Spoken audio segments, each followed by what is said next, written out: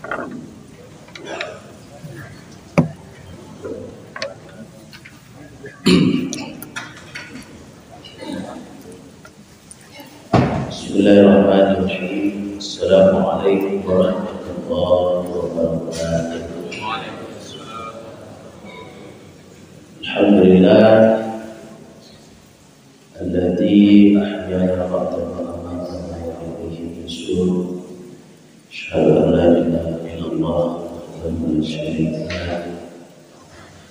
Lahul mulku wa lahul hamd. Yuhyi wa yumiitu wa huwa ala kulli syai'in qadir. Wa asyhadu anna Muhammadan abduhu wa rasuluh. Sallallahu alaihi wasallam. Allahumma salli wa sallim wa barik ala hadzal nabiyil karim wa ala alihi wa sahbihi ajma'in. Qala Allah ta'ala fil Qur'anil karim. A'udzu billahi minasy syaithanir rajim. Bismillahirrahmanirrahim. Wailul likulli humazatin lumazah alladzi jama'a malahu wa 'addada yahsabu anna malahu akhlada kalla la yunbazanna fil hutama wa ma adraka mal hutama narullahi al-muqaddam allati tali'u 'ala al-afidah innaha 'alayhim salatun fi amalin.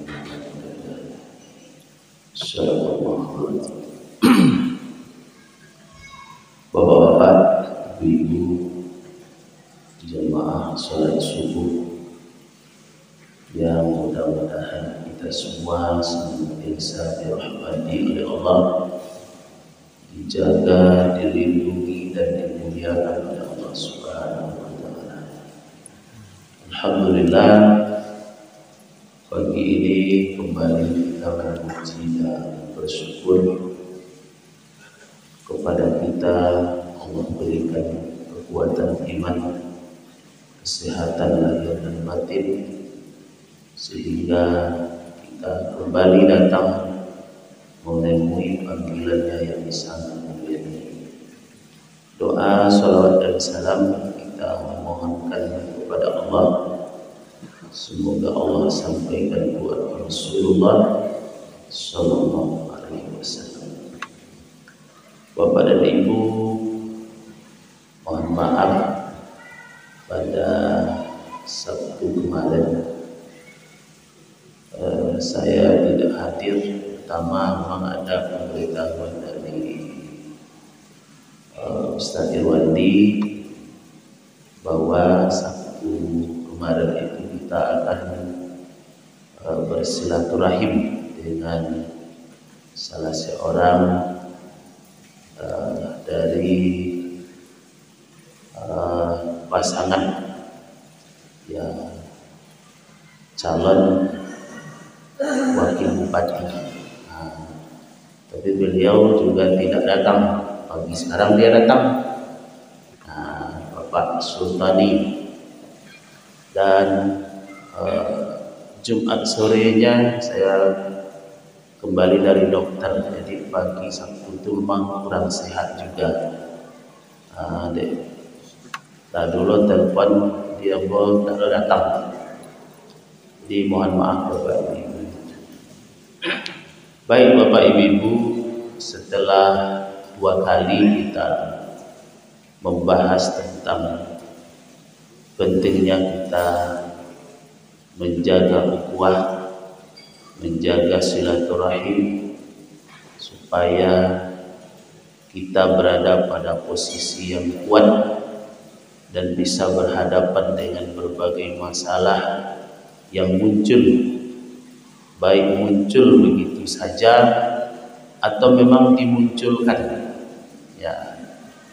Dan kita meyakini Bapak Ibu, semakin ke ujung perjalanan kehidupan dunia ini, semakin berat tantangan yang harus kita hadapi Dan kita berkeyakinan pula kita memang memasuki mungkin fitnah akhir zaman tersebut.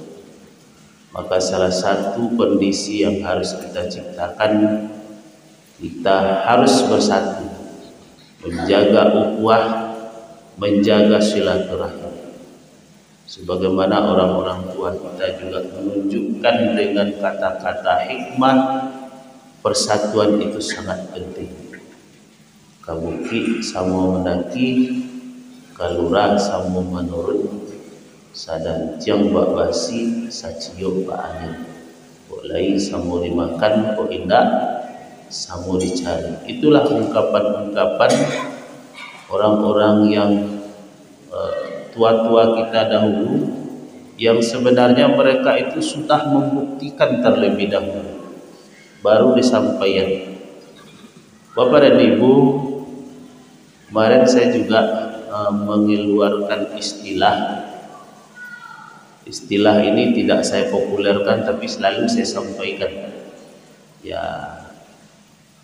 pilkada yang akan kita lalui ke depan itu, sebagai umat Islam kita pun harus menyikapinya dengan bagus sesuai dengan tuntunan agama. Nah, kalau tidak, kebetulan petang mau ngaji subuh, ada ulos itu calon wakil bupati di Raurau, tang jadwal ambo subuh di Raurau. Ada di situ pasangan Ricci. Ya, tapi mau tahunya lah sudah mau ngaji, mau tahu jemaah kita tahu. Pas nak ngaji Ustaz lain dosa kucian. Jadi bagaimana kita menyikapi Bapak Ibu? Kita tetap harus menjaga ukhuwah, bukan hanya semboyan. Kalau semboyannya lah pemilu badun sana, calian baso awak iyo badun sana. Jangan pilkada ini ujung-ujungnya pil tukar. Ya. Kan maruyak namanya awak nggak bersatu.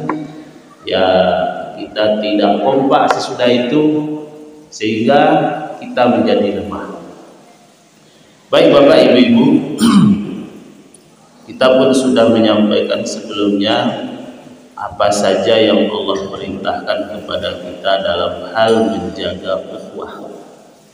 Tugas pertama kita, setiap ada potensi perselisihan, cepatlah mengambil peran. Apa peran itu?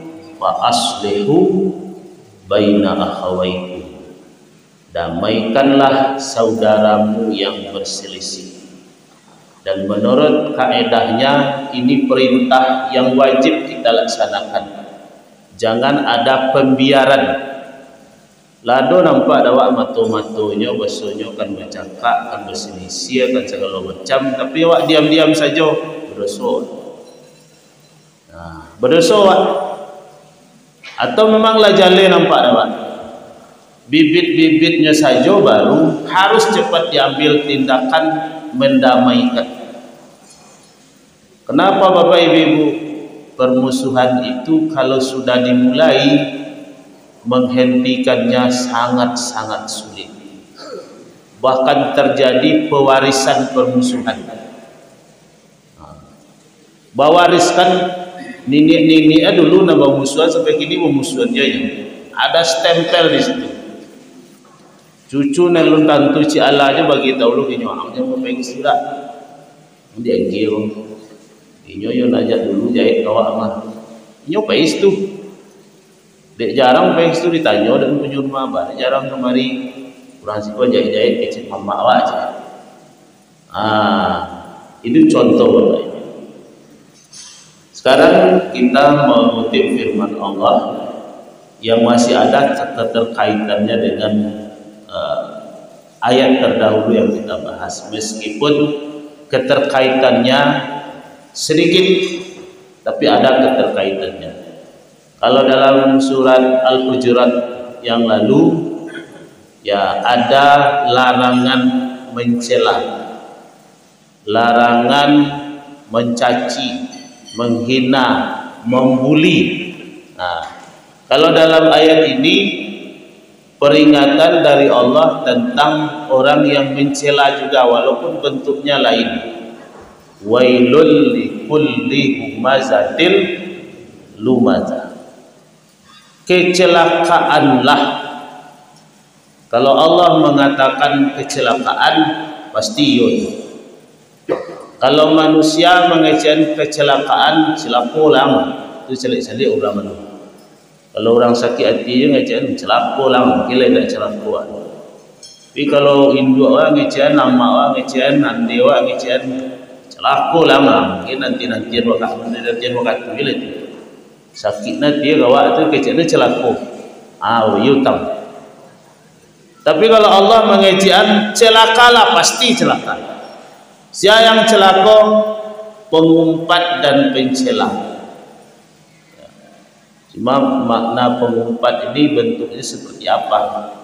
Apakah maupeknya ke manusia atau ke Allah? Ya, saya lihat ada dua di situ. Pertama, suku pengumpat kepada Allah. Baru seketek kurang rasaki, itulah berkeluh kesah. Itu termasuk pengumpatnya nama. Ini orang payah. Apalagi kalau keluar kata-kata yang bertentangan dengan yang haknya. Allah itu maha adil, tapi manusia aku adonnya mengecewakan Allah tidak adil. Itu pengumpatnya lah tidak tanggung-tanggung. Ya, Allah mengecewakan dirinya maha adil. Awak mengecewakan tidak adil di keadaan yang awak lalui. Celaka orang seperti itu. Lalu mencelanya juga demikian, mencela kepada Allah, mencela kepada manusia. Pokoknya kalau sudah seperti itu celaka. Bagaimana orang yang seperti itu? Ini keterkaitannya memang semata-mata dengan sifat-sifat yang tidak baik bersangkut dengan keduniaan. Alladzi jama'a malan wa 'addada. Siapa orangnya dan suku mumpek mencela tu karajonyo mangumpuan harato lalu metong-etongnya kumpuan harato lalu nyetong-etong. Dan terbayang deh apa-apa ibu-ibu orang nan punya sifat bentuk iko pamurah orangnya kau tu ceke. Ceke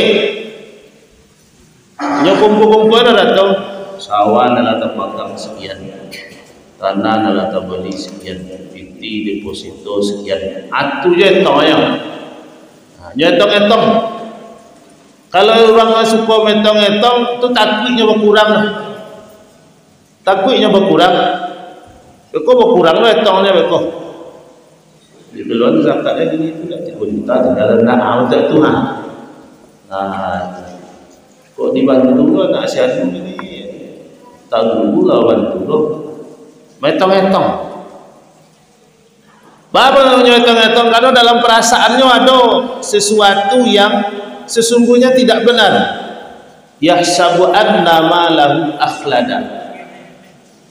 Inyo menyangko dek haratonyo nyokan kekal.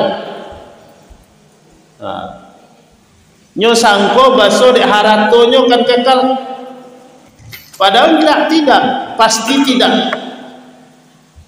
Tidak ada jaminan bahwa orang berharta banyak akan kekal, yang punya pangkat tinggi akan kekal. Tidak ada jaminan. Ya. Salah dia punya sifat seperti itu atau punya anggapan seperti itu. Karena banyak orang kaya-kaya mati. Tapi kalau orang sudah dirasuki oleh rasa cinta kepada harta, kepada dunia, memang dalam hatinya seperti itu, maka bakajarannya ke situ. Dan tak punya nyambil je, dan tak hak hanya nyambil je, karena dia menyangka bahwa dengan harta itu dia akan kekal, dan itu cocok dengan apa yang dikembangkan oleh orang hari ini. Ada paham kapitalis namanya, ideologi kapitalis. Dia orang kesempatan mengumpul harato sebanyak-banyaknya. Dan dia orang pokoknya nak mikir itu dah. Pokoknya bisa mengumpulkan harta sebanyak-banyaknya. Lalu Allah ingatkan, kala tak bisa untuk itu dah. Di harato kau orang akan kekal. Kalau dalam surat Ar-Ra'd ayat 18 ditantang habis kita oleh Allah. Walladzina lam yastajibu lahu law anna lahum ma fil ardi jami'an wa mislahu ma'ah lam tadabbu. Adapun orang yang tak amu patuhnya kepada Allah, besok di akhirat nyunjuan harato sepenuh dunia nyo tambah sebanyak itu lain. Dan itu tak mungkin Bapak Ibu. Tak mungkin wak punya harato sepenuh dunia dan tinggal di dunia aku banyak. Bawakan punya harato seorang. Nyo tambah lo sebanyak itu lagi kata Allah. Wa mislahu ma'ah laftadau bih. Maka harato dan 2 kali sepenuh dunia tu tak bisa menembus dosanya. Maka cita-cita tu dah bahas ketek disederhanakan. Jadi orang berkecukupan saja, ya, atau kalau jadi orang agniya, orang kayo dan masuk sembuh dek kayunya, murah, ya, jangan jadi orang kikir, jadi orang pilih. Kece Ustaz Das'ad Latif, orang pilih kok ndak sukonya orang pilih, jangan orang yang nak pilih lah.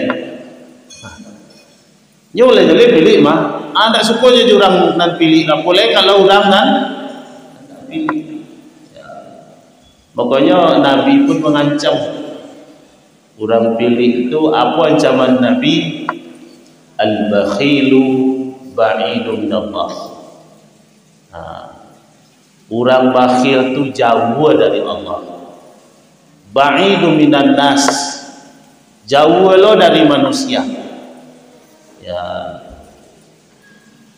Ba'idun minal jannah, jauh lo dari sarugo. Wa qaribum minan nar, dakek kanaraku. Dia tu dipilih jauh dari Allah, jauh dari manusia, jauh dari sarugo, dakek kanaraku. Dia dipilih. Jadi Bapak Ibu, mungkin ibu-ibu dari jamaah Masjid Raya aku mungkin mengamalkan hadis itu. Saya kutip pagi Sabtu dia jawab sarapan. Ya. Dia jawab sarapan. Karena takut dengan ancaman yang disampaikan. Bapak dan Ibu, Allah memberi ancaman terhadap sifat yang seperti tadi, bahwa orang yang punya sifat suko maupe, suko mencela, mengumpul-ngumpul harato, metong-etongnya, mangiro de haratonyo, basonyo kan kekal, ancamannya langsung nampaknya. Janganlah begitu kata Allah. Tidak seperti itu, sekali-kali tidak. Sungguh mereka itu akan dilemparkan ke dalam neraka hutomah. Langsung aja ke situ sekali ya. Wa ma adraka mal hutomah. Lai tahu engkau neraka hutomah itu bantu Iko pertanyaan yang tidak mungkin awak bisa menjawab, sehingga Allah sendiri yang menjawab. Bagaimana neraka hutomah itu? Narullahil muqadah, api yang dinyalakan. Masih ingat Bapak Ibu riwayat tentang ketika Jibril kepada Nabi datang dengan wajah yang kusam. Ditanya oleh Nabi, ya Jibril, kenapa anda datang kepadaku dengan wajah seperti itu? Biasanya tidak seperti itu. Lalu ya Jibril mengatakan, ya Muhammad, sebelum aku datang ke sini Allah perintahkan kepadaku untuk menyalakan api neraka. Ketahuilah oleh engkau Muhammad, api neraka itu sebelum dibakarkan kepada manusia dipanaskan terlebih dahulu 3000 tahun. dengan 3 kali perubahan. 1000 tahun pertama warnanya merah, 1000 tahun kedua warnanya putih, dan paling puncaknya warnanya hitam. Dan ketahuilah oleh engkau Muhammad, neraka itu hitam bagaikan gelapnya malam. Ya. Dalam berbagai hadis kita jumpai bahwa ya, api yang ada di dunia sekarang ini, ada yang mengatakan 1/7, tapi lebih banyak mengatakan itu hanya 1/70 dari panasnya api neraka. Antanan tingkat barato, tapi nan lai tarimo dek logika wa, api nan putih lebih anget daripada api nan merah. Kalau kama-kama mau tanyon terbukti.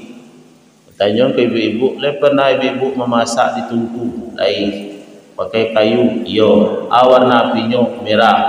Sedang memasak tu le pernah langsung bolong periuk di api itu, tak pernah Ustaz. Cuba memasak sekali jo api las karbit, api keteknya, jangan kan periuk dan ada di rumah le balok basi yu putui di, tertarimo dah bapak ibu. Jadi api yang dinyalakan, kemudian api itu membakar sampai ke hati. Kalau dalam surat Al-An'am, bukan, Al-A'raf ayat 42 kalau saya tidak salah, di situ dikatakan lahum min jahannama mihadu wa min fawqihim ghawas. Nanti kami berikan dia alas tidur dari api, selimutnya juga dari api. Terbayang tak orang membuat bika? Bika tu apinya di atas, cek di bawah cek, tapi tak langsung dipanggang dah. Angin tu je nyong. Amu aja angin bika kau nyong. Kan tak ada orang buat bika langsung masuk api dah. Kalau memanggang mobil lu yo dah tu, langsung masuk api. Tapi kalau buat bika orang, apinya di atas belek, di atas tu cek di bawah. Tabanggang angin ni nyong, iko hendak membakar sampai ke hati. Kami beri dia alas tidur dari api, selimutnya juga dari api. Kenapa? Ya, kalau yang dalam surat Al-An'am itu awal ayatnya innal ladzina kadzdzabu bi ayatina wastakbaru anha la tufattahu lahum abwabus sama wa la yadkhulunal jannah hatta yalijal jamalu fis samiyat. Urang nan dia ge salimut dari api, alelalok dari api itu nyo sombong, mendustakan ayat-ayat Allah, menyombongkan diri terhadapnya. Ini kan banyak orang betul, ya, menyombongkan diri terhadap ayat-ayat Allah. Besok dapat alelalok dari api, salimut dari api. Tapi untuk pengumpat pencelanan pilih juara tonyokor, ya allati tattali'u 'alal afidah, api itu membakar sampai ke hati. Bapak dan Ibu, tentu ancaman ini jangan kita respon biasa-biasa saja. Sebab kalau Allah mengancam buat respon biasa-biasa saja, salah awak. Kok manusia mencam-mencam awak, biasa-biasa saja respon awak tak ada. Iko Allah pemilik langit dan bumi, penguasa nanti. Wal amru yauma idzil lillah. Besok di akhirat tu segala urusan ada di tangannya.